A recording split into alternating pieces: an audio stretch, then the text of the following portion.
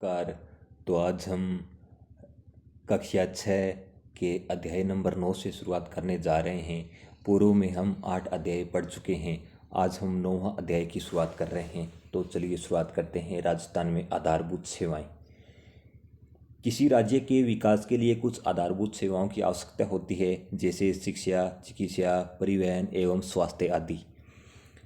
आमजन को आधारभूत सेवाएं उपलब्ध करवाना सरकार का प्रमुख दायित्व होता है। यानी आमजन यानी जनता तक उन सेवाओं को उपलब्ध करवाना सरकार का प्रमुख दायित्व या कर्तव्य होता है। राजस्थान में राज्य सरकार द्वारा इस क्षेत्र में किए गए कार्यों का संक्षेप में वर्णन इस अध्याय में आप पढ़ेंगे। पहली है शिक्षा। शिक्षा मनुष्य की जन्मजात क्षमताओं के विकास के साथ उसमें चारित्रिक एवं व्यक्तिगत विकास का मार्ग प्रशस्त करती है। अतः शिक्षा व्यक्ति के जीवन में आगे बढ़ने, सफलता प्राप्त करने, समाज एवं देश का विकास करने का मुख्य माध्यम है। विद्यालयी शिक्षा इन सभी में सर्वोपरि है। राज्य सरकार द्वारा सभी बच्चों को शिक्षा प्राप्ति के अवसर सुलभ करवाने के लिए लगातार प्रयास किए जाते हैं।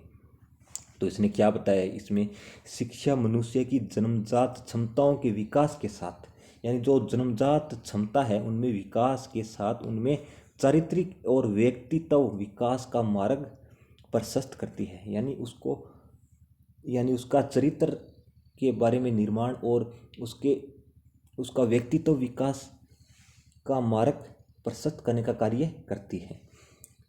राज्य में विकास के विद्यालय शिक्षा के लिए उच्च माध्यमिक उच्च प्राथमिक और प्राथमिक विद्यालय संचालित हैं। संस्कृत शिक्षा राज्य की शिक्षा व्यवस्था का एक महत्वपूर्ण आयाम है। राज्य में उच्च शिक्षा के लिए विश्वविद्यालय और महाविद्यालय विद्यमान हैं। इसी तरह तकनीकी और मेडिकल शिक्षा के संस्थान भी विद्यमान हैं। इसने मुख्य रूप से बताया है, यानी राज्य के बारे में शिक्षा का स्तर कैसा है ये बताया इसने। तो आप यहाँ पर ध्यान रखना, विद्यालय के लिए उच्च माध्यमिक उच्च प्राथमिक और प्राथमिक विद्यालय संचालित हैं। यानी 1 से 5, 1 से 8 और 1 से 12 तक इसने जिक्र किया है। संस्कृत शिक्षा राज्य की शिक्षा व्यवस्था का एक महत्वपूर्ण आयाम है। उच्च शिक्षा के लिए विश्वविद्यालय अर्थात कॉलेज और महाविद्यालय भी विद्यमान है। फिर आ गया शिक्षा का अधिकार। राजस्थान में भी शिक्षा का अधिकार अधिनियम 6 से 14 वर्ष के बच्चों को निःशुल्क एवं अनिवार्य शिक्षा प्रदान करता है। इस अधिकार से तय आयु के सभी बच्चों को शिक्षा मिलने के समान अवसर मिलते हैं। यह अधिनियम जहां बच्चों को शिक्षा प्राप्त करने की सुविधा देता है, वहीं अभिभावकों से भी बच्चों को विद्यालय में प्रवेश कराने का कर्तव्य भी बताता है। विद्यालयों में बेहतर भौतिक सुविधाएं उपलब्ध करवाने के लिए राज्य सरकार निरंतर प्रयासरत है। यानी सरकार इसका समय समय पर प्रयास कर रही है। तो इसने बताया शिक्षा का अधिकार। तो ये तो सरकारी विद्यालय हैं उनमें तो 6 से 14 वर्ष के बच्चों को निःशुल्क और अनिवार्य शिक्षा प्रदान करता ही है। लेकिन जो प्राइवेट स्कूल है उसमें भी 100 में से 25% जो एडमिशन होते हैं वो RTE के तहत होते हैं, यानी अर्थात निःशुल्क और अनिवार्य शिक्षा के तहत प्राइवेट स्कूलों में यह एडमिशन भी होते हैं। शाला दर्पण के माध्यम से राजस्थान में विद्यालयों की स्थिति को देखा और समझा जा सकता है। यानी शाला दर्पण होता है, उसमें यानी विद्यार्थियों की संख्या कितनी है और इसमें यानी क्लास वाइज आपको स्थिति का पता चल जाता है। इसमें जैसे सभी प्रकार के जो शिक्षा से संबंधित इस पर मान लो सारा डाटा उपलब्ध होता है शाला दर्पण पर। ठीक है, तो इससे हम प्रत्येक जिले की स्थिति को देख सकते हैं। बच्चों को अच्छी शिक्षा मिले इसके लिए राजस्थान में निःशुल्क शिक्षा, निःशुल्क पाठ्यपुस्तक, विविध प्रोत्साहन पुरस्कार, छात्रवृत्ति, छात्रावास और भोजन एवं दुग्ध वितरण भी की सुविधा भी उपलब्ध करवाई जाती है। बेहतर परीक्षा परिणाम वाले विद्यार्थियों को राज्य सरकार द्वारा प्रोत्साहन दिया जाता है। बालिकाओं के लिए इंदिरा प्रियदर्शिनी, गार्गी पुरस्कार एवं प्रोत्साहन देना भी एक महत्वपूर्ण कदम है। ये जो योजनाएं हैं ये बालिकाओं के लिए है। जो बालिकाओं के लिए अब ये जो इंदिरा प्रियदर्शिनी, गार्गी पुरस्कार ये बालिकाओं के लिए संचालित है। फिर आगे साक्षरता क्या होती है? 7 वर्ष से अधिक उम्र के जो भी बालक बालिका पढ़े लिखे होते हैं उसको साक्षरता कहा जाता है। साक्षरता की बात की जाए तो वर्ष 2011 की जनगणना के आधार पर राजस्थान की कुल साक्षरता प्रतिशत कितनी रही? कुल साक्षरता प्रतिशत कितनी रही, तो इस चीज़ को आप अंडरलाइन कर लीजिएगा, 66.11% रही। उसमें भी पुरुषों की साक्षरता कितनी रही, तो पुरुषों की साक्षरता 79.19% और महिला साक्षरता रही 52.12%। इस चीज़ को आप ध्यान रखना। क्वेश्चन कम से कम 15-20 परीक्षा में रिपीट हो चुका है और वापस भी रिपोर्ट होगा। यानी 2011 की जनगणना से तो क्वेश्चन पूछा ही पूछा जाता है, चाहे आप कोई सा भी पेपर उठा के देख लो। तो राजस्थान की जनगणना एक बेहतरीन टॉपिक है, तो आप इसको बढ़िया तरीके से याद रखें। फिर आगे स्वास्थ्य सेवाएं। स्वास्थ्य प्रत्येक व्यक्ति की मूलभूत आवश्यकता है। स्वास्थ्य का अर्थ केवल शारीरिक स्वास्थ्य नहीं बल्कि मानसिक, सामाजिक और बौद्धिक सभी प्रकार के स्वास्थ्य से होता है। इसीलिए सरकार जनहित को ध्यान में रखते हुए नागरिकों को पर्याप्त स्वास्थ्य सुविधाएं प्रदान करती है। सरकार द्वारा सबके लिए स्वास्थ्य की संकल्पना को साकार करने और नागरिकों को बेहतरीन स्वास्थ्य सुविधा उपलब्ध कराने की दिशा में प्रयास किए जा रहे हैं। तो इसने क्या कहा है, सरकार द्वारा सबके लिए स्वास्थ्य, सबके लिए स्वास्थ्य, इस संकल्पना के आधार पर नागरिकों को बेहतरीन सुविधा उपलब्ध कराने की दिशा में लगातार समय समय पर प्रयास कर रही है सरकार। ठीक है, फिर आगे स्वास्थ्य सुविधाएं। राजस्थान की जनता के स्वास्थ्य कल्याण के लिए 1000 की आबादी पर, अब यहाँ से आप वापस अंडरलाइन कर लेना, यहाँ से क्वेश्चन पूछा गया है, जहाँ से क्वेश्चन पूछा गया है वहाँ से हम एक एक चीज़ को ध्यान रखेंगे। ठीक है, जहाँ से क्वेश्चन पूछा गया है वहाँ पर हम एक एक चीज़ को ध्यान रखेंगे। ठीक है, तो आप देखिए 1000 की आबादी पर कौन से केंद्र हैं, 1000 की आबादी पर है स्वास्थ्य केंद्र। क्या है, स्वास्थ्य केंद्र। 30,000 की आबादी पर प्राथमिक स्वास्थ्य केंद्र एवं 1 लाख की आबादी पर सामुदायिक स्वास्थ्य केंद्र खोले गए हैं। ठीक है, इस चीज़ को ध्यान रखना। फिर आगे नागरिकों को आपातकालीन स्थिति में स्वास्थ्य और उसकी सुरक्षा के लिए 108 निःशुल्क आपातकालीन सेवाएं उपलब्ध करवाई जाती हैं। आपातकालीन स्थिति में स्वास्थ्य और सुरक्षा के लिए 108 हेल्पलाइन नंबर यानी निःशुल्क आपातकालीन सेवाएं उपलब्ध करवाई जाती हैं। राजस्थान में जयपुर, जोधपुर, अजमेर, बीकानेर, कोटा और उदयपुर में स्थित आयुर्विज्ञान महाविद्यालयों में विशेष चिकित्सा की सुविधाएं उपलब्ध हैं। जल्द ही राजस्थान में कुल 33, अब यहाँ पर आप 33 की जगह 41 कर लीजिएगा। वर्तमान में कितने हैं, 41 जिले हैं, तो 41 जिलों के आधार पर आप पढ़ रहे हैं। तो जल्द ही राजस्थान में कुल 41 जिलों में से 30 जिलों में सरकारी मेडिकल कॉलेज हो जाएंगे। स्वास्थ्य योजनाएं। राजस्थान में नागरिकों की स्वास्थ्य की कुशलता के लिए सरकार कई प्रकार की योजनाएं संचालित करती हैं, जिसमें आयुष्मान भारत, महात्मा गांधी राजस्थान स्वास्थ्य बीमा योजना, मुख्यमंत्री सहायता और जीवन रक्षा योजना, मुख्यमंत्री राष्ट्रीय योजना, मुख्यमंत्री निःशुल्क दवा योजना। क्वेश्चन पूछा जा चुका है। जननी शिशु सुरक्षा योजना, इनके बारे में पूछा जा चुका है, कब से शुरू हुई, ये जो है ना करंट अफेयर्स के रूप में भी इन क्वेश्चनों को पूछ लिया जाता है, तो थोड़ा ध्यान रखना। इसी प्रकार राजस्थान में क्षय रोग, मलेरिया, अंधता, आयोडीन अल्पता विकार, एड्स आदि रोगों पर नियंत्रण एवं कुष्ठ रोगों के उन्मूलन हेतु कई राष्ट्रीय कार्यक्रम भी चिकित्सा, स्वास्थ्य और परिवार कल्याण विभाग द्वारा संचालित किए जाते हैं। स्वास्थ्य विभाग के अंतर्गत औषधि नियंत्रण संगठन कार्य करता है, जो दवाइयों का विक्रय लाइसेंस एवं निर्माण लाइसेंस प्रदान करता है। इसके साथ यह प्रतिबंधित दवाइयों की सूची भी जारी करता है। फिर आगे संचार एवं डाक सेवा।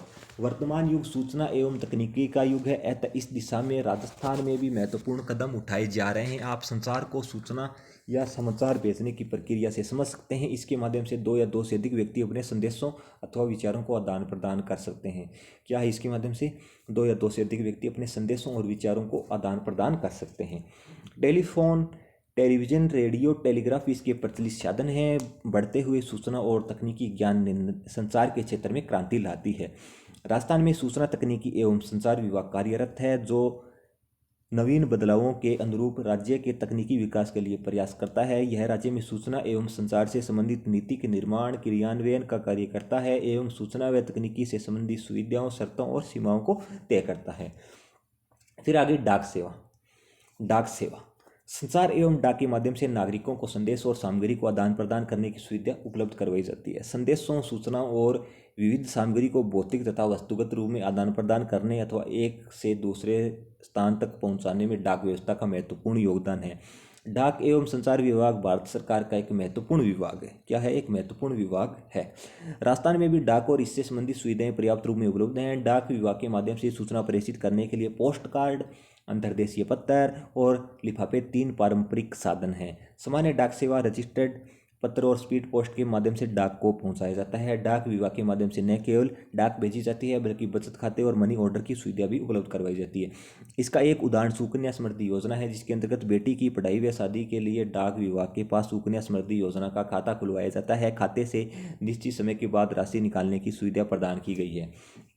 तो क्या बताया इसने कि आपने इस योजना के बारे में तो सुना ही होगा, सुकन्या समृद्धि योजना। यह सिर्फ बेटी के लिए होती है, बेटी के लिए होती है। बेटी की पढ़ाई और शादी के लिए इसमें एक खाता खुलवाया जाता है, तो उसमें हम राशि जमा कर सकते हैं और इस पर सरकार द्वारा 7% ब्याज दिया जाता है। कितने परसेंट ब्याज दिया जाता है? वर्तमान में 7 है, पता नहीं 8 है, तो इतना परसेंट इस पर ब्याज दिया जाता है। और जब 18 साल या 21 साल की अगर फिर जाती है बेटी, तो उसको ये उस टाइम ये पैसा काम आता है, उस टाइम हम इस पैसे को निकलवा सकते हैं। तो यह डाक विभाग की महत्वपूर्ण योजना है, सुकन्या समृद्धि योजना। इस चीज़ को ध्यान रखना है। बैंक सेवाएं। बैंक एक ऐसी संस्था है जो मुद्रा का व्यवसाय करती है। किसका व्यवसाय करती है? मुद्रा का। बैंक मुद्रा के लेन देन द्वारा ब्याज अर्जित करती है। व्यक्ति एवं संस्थाओं द्वारा अपनी बचत बैंकों में जमा करवाई जाती है। बैंक द्वारा जमा राशि पर ब्याज दिया जाता है।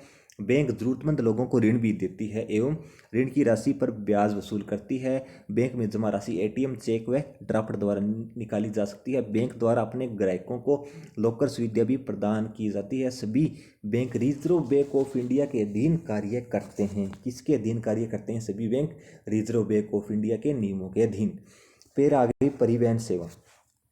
राज्य के औद्योगिक विकास एवं व्यापार वृद्धि हेतु सुदृढ़ परिवहन व्यवस्था आवश्यक है।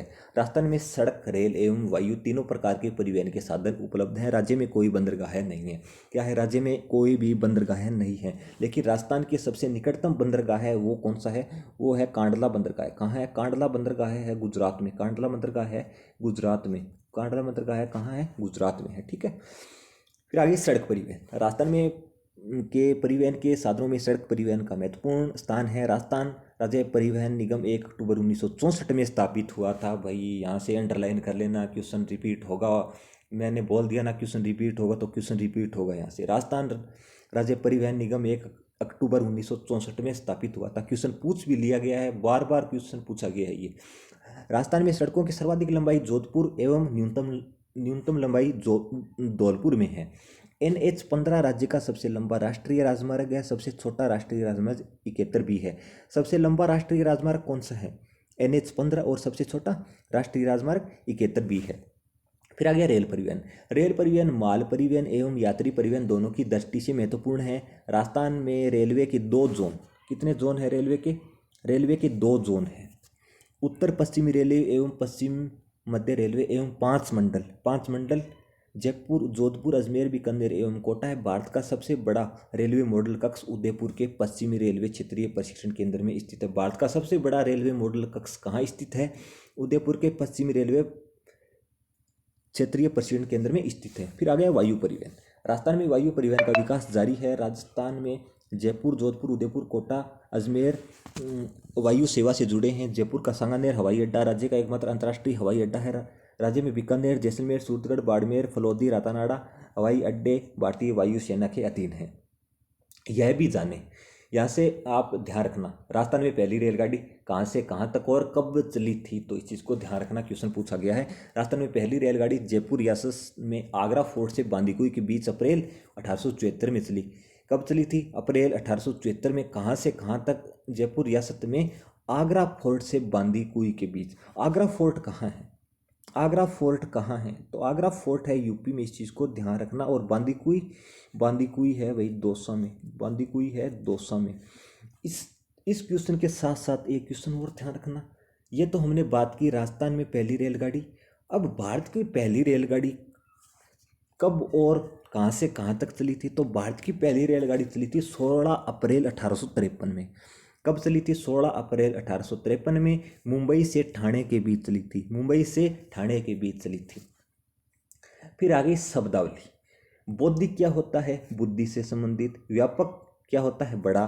पारस्परिक, आपसी। जीविकोपार्जन, जीने के लिए कार्य करना। फिर अभ्यास क्वेश्चन। 2011 की जनगणना के आधार पर राजस्थान की कुल साक्षरता प्रतिशत कितना है? तो साक्षरता प्रतिशत है 2011 की जनगणना के अनुसार 66.11%। अगर क्वेश्चन आ जाए पुरुष साक्षरता कितनी है 2011 की जनगणना के अनुसार, तो बता देना 79.19 है, पता नहीं इतनी है। और महिला साक्षरता है 52.12। महिला साक्षरता कितनी है? 52.12। फिर आ गया 108 निःशुल्क आपातकालीन सेवाएं किससे संबंधित है? वो स्वास्थ्य सेवा से संबंधित हैं। फिर आगे रिक्त स्थानों की पूर्ति।